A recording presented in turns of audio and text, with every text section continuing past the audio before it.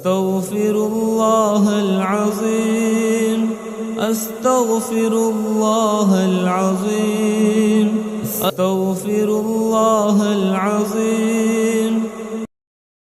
میرے بھائیوں، وہ بدبخت جو جہلم کا بیٹھا ہوا، اہل سنت کا چوگا اڑا ہوا، رافضیوں کا ایجنٹ ہے، رافضیوں کا ایجنٹ ہے، جہلم میں بیٹھا ہوا ملعون، بے غیرت، بے حمیت اور دین سے بے بہرا اور فساد کو پھیلانے والا اور زمین کے اوپر غیر البریہ کو گالیاں دینے والا اور مسالک کی جو ہے پگڑیوں کو اچھالنے والا، وہابیوں بے غیرتوں کہہ کے ان کو مخاطب کرنے والا، بریلوی علماء کو گالیاں دینے والا، علماء دیوبند کو گالیاں دینے والا۔ حضرات توجہ کرنا، جڑے جیل میں لٹ نو سن دے ہو، پہلی بات ہے وے ساڈی طرفوں اجتماعی لعنت قبول کرو، اس لعنتی نو سن دے ہو تو سا ڈب کے مر جاؤ، ایسے بغیرت نو سن دے ہو۔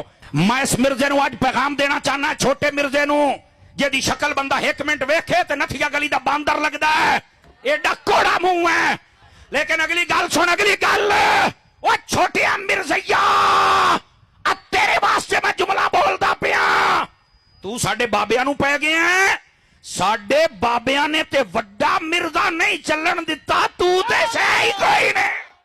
فرقوں کی دکانیں بند، the damage has been done، ٹھیک ہے۔ چیخیں اب آپ سنیں بنو امیہ کی قیامت تک۔ میں نے دیکھیں کئی سال پہلے کہا تھا کہ پہلے شیعہ علی چیخیں نکالتے تھے نا، ٹھیک ہے، اور انہیں شیطان نے ہائی جیک کر کے رافضی بنا دیا، تو اب بنو امیہ کی چیخیں نکلیں گی، اور یہ ناصبی تو پہلے ہی تھے، ہم نے انہیں ایکسپوز کیا الحمدللہ۔ ہم نہ ناصبی ہیں نہ رافضی ہیں، ان بندروں کی چیخیں سنیں، اور یہ بندر کا لفظ حدیث میں آیا ہے، مسند ابی جعلہ میں، المستدرک الحاکم میں ہے۔ سیدنا ابو ہریرہ رضی اللہ تعالیٰ عنہ علیہ السلام کہتے ہیں کہ رسول اللہ صلی اللہ علیہ وآلہ وسلم نے اپنی وفات سے چند دن پہلے ایک خواب دیکھا، اور نبی کا خواب وحی الہی ہوتا ہے، یہ ذہن میں رکھیے گا۔ بخاری مسلم میں حدیث موجود ہے کہ یہ نبوت کا 46 نمبر حصہ ہے خواب، اور سورہ الصافات میں آتا ہے کہ حضرت ابراہیم علیہ السلام کو اپنے بیٹے کی قربانی کا حکم خواب میں دیا گیا، جو انہوں نے ایگزیکیوٹ کرنے کی کوشش کی۔ وہ کیوں؟ اس وجہ سے کہ وہ وحی الہی ہے، تو نبیوں کا خواب وحی الہی ہوتا ہے۔ تو نبی علیہ السلام نے خواب میں دیکھا کہ بنو مروان، بنو امیہ کے بندر میرے ممبر کے اوپر ناچ کود رہے ہیں، اچھل رہے ہیں، اور پھر آپ اتنے غمگین ہوئے اس خواب سے کہ آپ وفات تک کھل کھلا کے ہنسے نہیں۔ یہ الفاظ ہیں حدیث کے۔ آپ کو یہ پتا تھا کہ آپ کی امت کے ساتھ یہ سب کچھ ہونا ہے، جیسے آپ کو یہ بھی پتا تھا کہ دجال آئے گا، وہ آزمائش ہے، وہ تو نہیں ٹلنی، ہم نے کیا پرفارم کرنا ہے۔ یہ اصل چیز ہے جو نبی الاسلام نے ہمیں ایجوکیٹ کرنی تھی۔ تو آپ نے بنو مروان کے بندر، اور وہی ہوا، آپ دیکھیں بنو امیہ پھر مسلط ہو گئی۔ جو لوگ کہتے ہیں آپ پوری بنو امیہ کو برا کہتے ہیں، ہم نے بار بار عرض کیا ہے ایسا جھوٹ نہ بولا کریں۔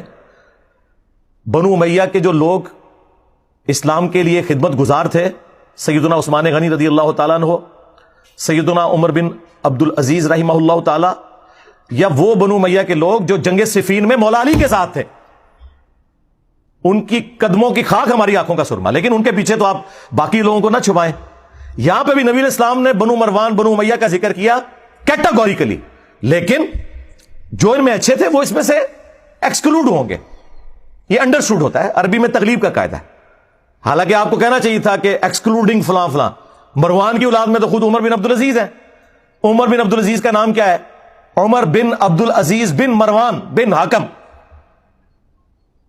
لیکن ہم ان کی تعریف کرتے ہیں، اور وہ واحد بندہ ہے جس پہ سنی اور شیعہ دونوں متفق ہے۔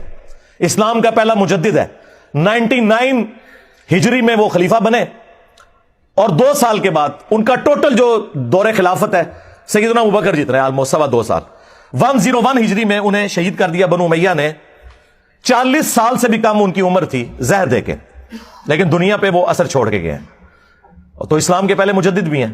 بس ان سے پوچھا کریں کہ بنو امیہ کا گند صاف کرنے کی وجہ سے اگر عمر بن عبد العزیز مجدد ہیں تو 1200-1300 سال سے ناسبیت کا گند صاف کرنے والا مجدد کیوں نہیں ہے؟ For the sake of joke only. یقین کریں، میں تو چاہتا ہوں میں کسی کونے خدرے میں ایک گوشہ نشینی کی زندگی گزاروں، میری یہ طبیعت ہی نہیں تھی، لیکن اللہ تعالیٰ نے جو کہ اب مجھے مسلط کیا ان کے اوپر، تو اللہ کی ڈیوٹی تو پوری کرنی ہے. اس کے نبی کی ختم نبوت صلی اللہ علیہ وآلہ وسلم کی جو ڈیوٹی ہمیں سپرد ہوئی ہے، کون سی ڈیوٹی جو ہم سے پہلے کسی نے نہیں کی؟ صرف غلام احمد قادیانی دجال کو یہ جھوٹا کہتے تھے. ہم نے چشتی رسول اللہ، اشرف علی رسول اللہ کو بھی ایکسپوز کیا. اب ان کی چیخیں سنیں، ان بندروں کی، جن کو نبی علیہ السلام نے کہا بندر، ظاہر ہے ان کا دفاع کرنے والے بھی بندر. اچھا یہ بندر کیوں؟ قرآن میں آیا نا کونوا قردۃ خاسئین، اصحاب السبت جو تھے یہودی جنہوں نے وہ غلط تعویل کی تھی، اللہ نے انہیں پھٹکارے ہوئے بندر بنا دیا. تو یہ بنو امیہ کے خدمت گزار بھی وہی پھٹکارے ہوئے بندر ہیں. شکلیں تو ان کی انسانوں والی ہیں، کرتوت ان کے بندروں والے ہیں. اس لیے آپ دیکھتے ہیں کبھی ایک شاخ سے لٹکتے ہیں، کبھی دوسری سے، کبھی بخاری کی حدیث کا انکار کرتے ہیں، کبھی مسلم کا، کبھی قرآن کی آیت سے بھاگتے ہیں. یہ وہی حرکتیں کر رہے ہیں. اس لیے ان کے لیے بندر کی جو تمثیل نبی علیہ السلام نے بیان کی نا، وہ بالکل درست. اللهم صل على محمد وعلى آل محمد كما صليت على إبراهيم وعلى آل إبراهيم إنك حميد مجيد.